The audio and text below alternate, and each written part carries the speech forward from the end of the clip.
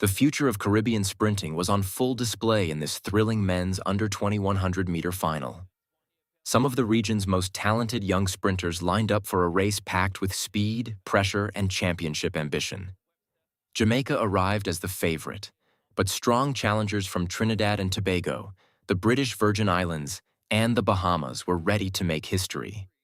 In this video, we'll break down the athletes, analyze every phase of the race, and explain how Jamaica once again proved why it remains the dominant force in Caribbean sprinting. Bright gold and green, big powerful Evans of the Bahamas between them in lane number 4.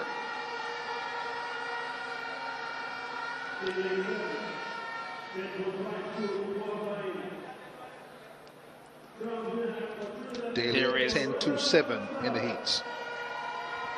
Yeah, there is Zachary Evans of the Bahamas, 10.47 in qualifying, just 100th of a second outside his 10.46 personal best. You get the feeling he will have to run a personal best if he is to win tonight, maybe even to get a medal. On your marks. It is a cracking field for the under-20 boys 100 meters. DeAndre Daley, Jamaica, 10.27 in qualifying. There he is, a personal best, improving on the 10.30 that he came into CARIFTA with.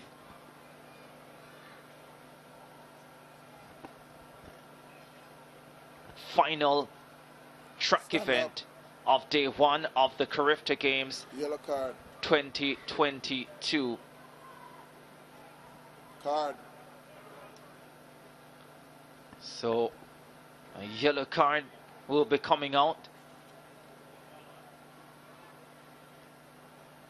Bouwahjgie Daley of Antigua and Barbuda.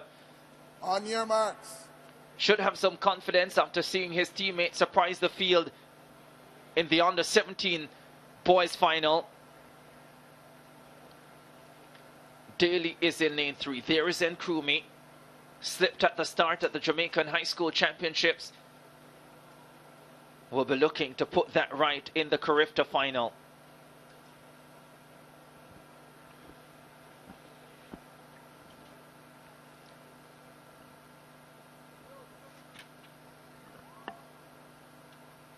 Set.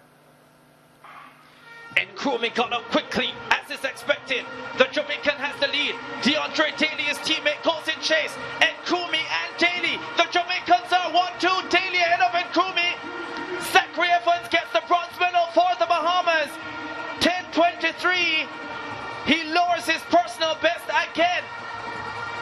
And whatever went wrong at the Jamaican High School Championships is definitely behind him, because he has looked superb throughout the CARIFTA Games, and he lands gold with Nkrumie coming through for silver, and he might have produced another personal best as well. Daley does it, 10.23, sensationally fast all season. His lost at champs, the first one for the season, comes back with a big win here at 10.23.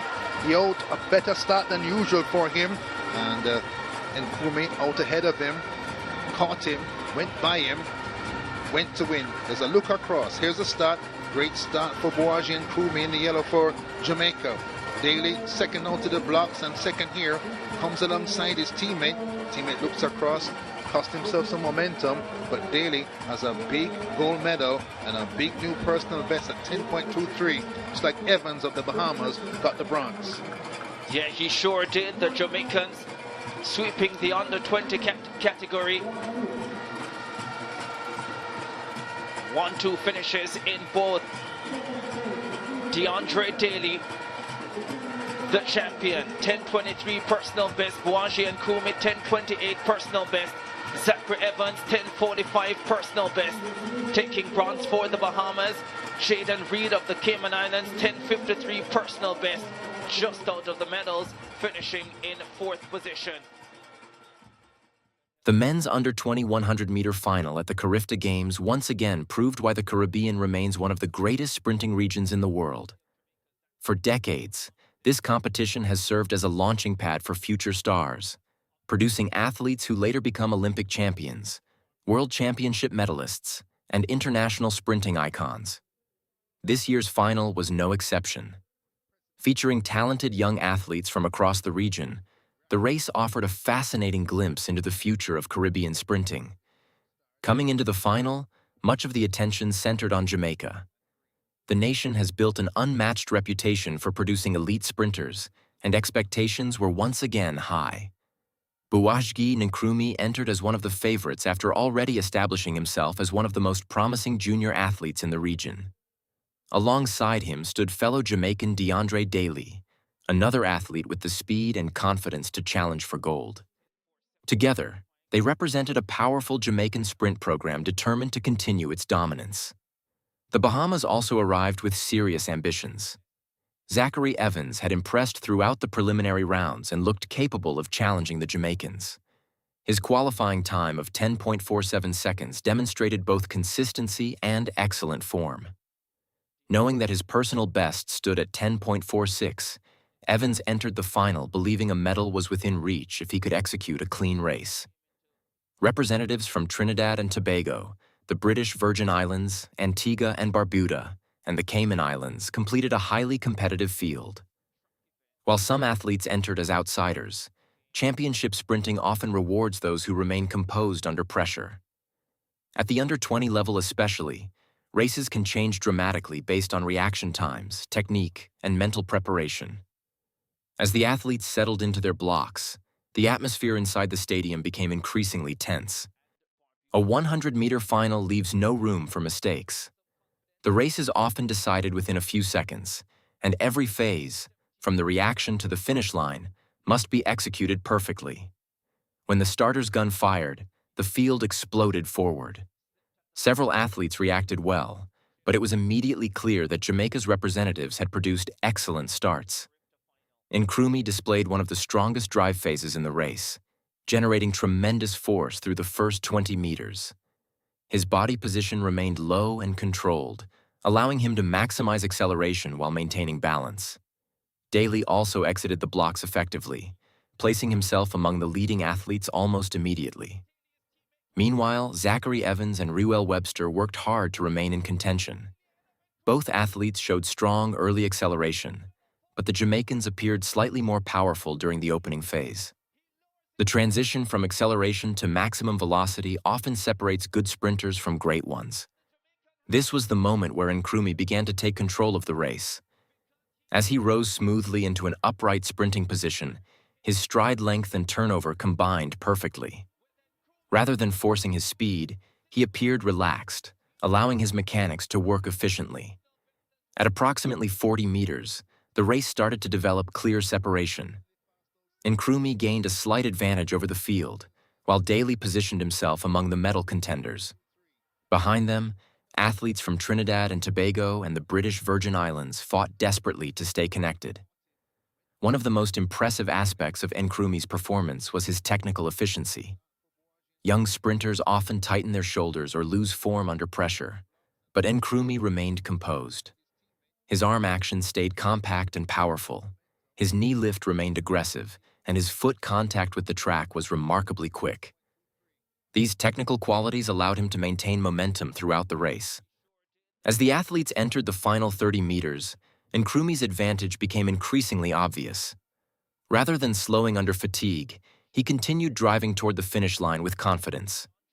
The gap between him and the rest of the field gradually expanded, confirming his status as the strongest sprinter on the day. Behind the leader, the battle for the remaining medals intensified. Reuel Webster of Trinidad and Tobago delivered an impressive closing effort, fighting hard to secure a podium position. His determination over the final meters demonstrated excellent competitive instincts and helped him remain among the top finishers. The British Virgin Islands also enjoyed a strong performance.